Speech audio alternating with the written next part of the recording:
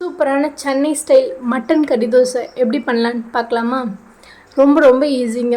என்னைக்காவது ஒரு நாள் நம்ம வீட்டில் மட்டன் சுக்கா பண்ணியிருப்பாங்க. அதோட ஃப்ளஷெல்லாம் மட்டும் தனியாக கலெக்ட் பண்ணி நைட்டு தோசை ஊற்றும் போது அது மேலே கொஞ்சம் முட்டையை உடச்சி ஊற்றி அதை நல்லா ஸ்ப்ரெட் பண்ணி விட்டுட்டு அதுக்கு மேலே கொஞ்சமாக மிளகுத்தூள் தூவி விட்டுட்டு அப்புறம் நம்ம உதிர்த்து வச்ச அந்த மட்டன் கறியோ இல்லை சிக்கன் கறியோ எடுத்து அழகாக மேலே வச்சுட்டு கொஞ்ச நேரம் வேக விட்டுட்டு அதுக்கப்புறம் அதை திருப்பி போட்டு அதை கொஞ்ச நேரம் வேக விட்டு எடுத்திங்கன்னா உங்களோட சென்னை ஸ்டைல் சூப்பரான மட்டன் கறி தோசையோ இல்லை சிக்கன் கறி தோசையோ ரெடி ஆகிடும்.